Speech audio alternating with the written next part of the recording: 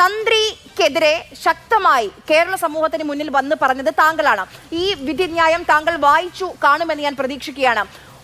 ഒരു തരിമ്പ് പോലും തെളിവ് ഹാജരാക്കാൻ SITക്ക് കഴിഞ്ഞിട്ടില്ല. താങ്കൾ പറഞ്ഞതെല്ലാം കള്ളമായി എന്ന് തെളിയുകയല്ലേ?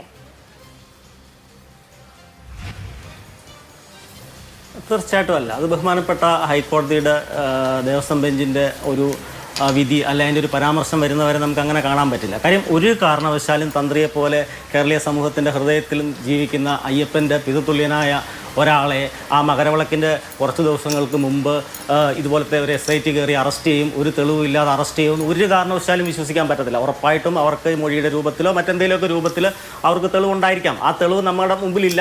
അപ്പം പക്ഷേ ഇപ്പം ജാമ്യം അനുവദിച്ച കൊല്ലം കോടതി അത് ഈ പറഞ്ഞ പോലെ തെളിവുകളില്ല അങ്ങനെയൊക്കെ പറഞ്ഞ് ജാമ്യം കൊടുത്തിട്ടുണ്ട്. ജാമ്യം കിട്ടട്ടെ. പക്ഷേ നമ്മൾ അയ്യപ്പൻ്റെ കണ്ണിൽ നിന്ന് കാണുമ്പോഴത്തേക്ക് ഇദ്ദേഹത്തെ എന്നാ അറസ്റ്റ് ചെയ്ത്? ഇദ്ദേഹത്തെ ധനുമാസത്തിലെ ഉത്രം നക്ഷത്രത്തിൽ അറസ്റ്റ് ചെയ്തിരിക്കുന്നത്. ഇദ്ദേഹം കാരാഗ്രഹത്തിലോട്ട് കയറുന്നത് എന്താ? ഈ ധനുമാസത്തിലെ ഉത്രം നൂറ്റാണ്ടുകളായിട്ട് ശബരിമലയിലെ ആറാട്ട് നടന്നുകൊണ്ടിരുന്ന ആ ദിവസമാണ്. ഈ തന്ത്രി അദ്ദേഹമാണ് ഈ ആറാട്ട് ആ ധനുമാസത്തിലെ ഉത്രത്തിൽ നിന്ന് മാറ്റി മീനമാസത്തിലെ ഉത്രത്തിലോട്ട് മാറ്റിയത്. അപ്പം അത് മാറ്റുന്നത് എന്തിനാ? ദേവസ്വം ബോർഡിന് കുറേ കൂടെ അമ്പലം ഓപ്പൺ ആകാൻ പറ്റും, അമ്പലത്തിൽ കുറേ ആൾ കൂടും, എന്താ പറഞ്ഞ് ദേവസ്വം ബോർഡിന് കാശ് കിട്ടും, ഉറപ്പായിട്ട് ഇദ്ദേഹത്തിനും കുറേ അതിനകത്തെ കാശ് കിട്ടും. അപ്പോൾ അങ്ങനത്തെ അവരുടെ സ്വാർത്ഥ, ദേവസ്വം ബോർഡിൻ്റെ ഉൾപ്പെടെയുള്ള സ്വാർത്ഥ താല്പര്യത്തിന് വേണ്ടിയാണ് ഈ പറഞ്ഞ ആറാട്ട് മാറ്റുന്നത്. അതുപോലെ തന്നെ 41 ദിവസമാണ് ഇദ്ദേഹം അകത്ത് കിടന്നത്. 41 എന്ന് പറയുന്നത് 40 അല്ല, 42 അല്ല, 41. അത് ഒരു മണ്ഡലകാലം. അതെന്നൊക്കെ പറഞ്ഞാൽ നമ്മൾ വ്യക്തമായിട്ട് ഇതിനകത്തുണ്ട്.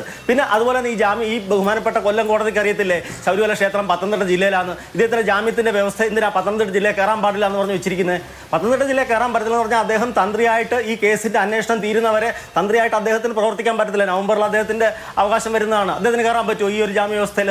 അപ്പം ഇതൊക്കെ നമ്മൾ ഇതിനകത്തെ ജസ്റ്റ് ഒരു ചെറിയ ഈ ഒരു ജാമ്യ വ്യവസ്ഥയിൽ ഇങ്ങനെ ഒരു സംഭവം വന്നു എന്ന് പറഞ്ഞിട്ട് അതിനെ അങ്ങനെ ഒരു പൂർണ്ണമായിട്ട് അദ്ദേഹം കുറ്റവിമുക്തനാകട്ടെ. ഞാനും എൻ്റെ മനസ്സുകൊണ്ട് ആഗ്രഹിക്കുന്ന അദ്ദേഹം കുറ്റവിമുക്തനാക്കി ഇത് മൊത്തം ഉണ്ണികൃഷ്ണൻ പോയിട്ട് ഞാൻ ടീം ചെയ്തു, ഇദ്ദേഹത്തെ പറ്റിച്ചു എന്ന് അറിയാനായിട്ടാണ് ഞാനും ആഗ്രഹിക്കുന്നത്. പക്ഷെ അങ്ങനെയല്ല എന്നാണ് ഇപ്പം ബഹുമാനപ്പെട്ട SIT പറയുന്നത്. അപ്പൊ നമുക്കിപ്പം ബഹുമാനപ്പെട്ട ഹൈക്കോടതിയെയും SIT ഒക്കെ മാത്രമേ പലതവണ വന്ന് പറഞ്ഞിരുന്നു ഇത് തന്ത്രി അറിയാതെ ഒരു ചുക്കും സന്നിധാനത്ത് നടക്കില്ല എന്ന്. അതാണ് ഇവിടെ ഇപ്പം കൊല്ലം വിജിലൻസ് കോടതി ഇല്ല എന്ന് പറയുന്നത്. എന്തൊക്കെ പറഞ്ഞു? സാമ്പത്തിക തട്ടിപ്പ് 2.5 കോടി. അതിന് കോടതി പറയുന്ന മറുപടി എന്താണ്? ശബരിമല പോലത്തെ ഒരു ക്ഷേത്രത്തിലെ തന്ത്രിയാണ്, അദ്ദേഹത്തിന് ലക്ഷക്കണക്കിന് ദക്ഷിണ കിട്ടും, അപ്പൊ കോടികളുടെ നിക്ഷേപം ഉണ്ടായാൽ എന്താണ് പ്രശ്നമെന്ന് കോടതി ചോദിക്കുകയാണ്. സത്യമല്ലേ?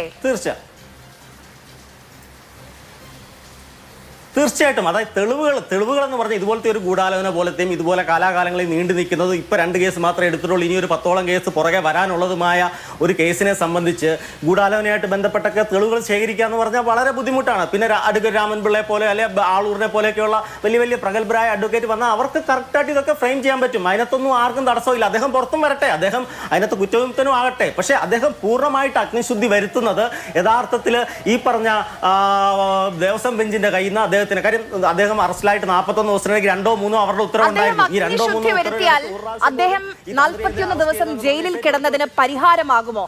അതിനുള്ള നീതിയാകുമോ? തീർച്ചയായിട്ടും ഇതിനകത്ത് ഇതിനകത്ത് അറസ്റ്റ് ചെയ്തിരിക്കുന്ന SIT ആണ്. അവരുടെ കയ്യിൽ എന്താണെന്ന് അവരാണ് ഇത് ബോധ്യപ്പെടുത്തേണ്ടത്. ഇത് കേരളീയ സമൂഹത്തോട് ഉറപ്പായിട്ടും അവർ ഉത്തരവാദിത്തമുണ്ട്. കാര്യം എന്തിനാ അവർ തന്ത്രി അറസ്റ്റ് ചെയ്യുന്നുള്ളൂ? അതിപ്പോൾ ഞാൻ ഉൾപ്പെടെയുള്ള അല്ലെ രാവിലെ ഈ പാനലിലുള്ള എല്ലാവരും അല്ലെ കേരളീയ സമൂഹം മൊത്തം അറിയേണ്ട ഇതുണ്ട്. കാര്യം എന്തിനാണ് അവർ അറസ്റ്റ് ചെയ്തത്? കാര്യം അതിനുവേണ്ടി നമ്മൾ വെയിറ്റ് ചെയ്യുക. അദ്ദേഹം എന്തിനാണ് അദ്ദേഹം അറസ്റ്റ് ചെയ്യപ്പെട്ടത്? എന്താണ് അദ്ദേഹത്തിനെതിരെയുള്ള ചാർജ് ഷീറ്റ്?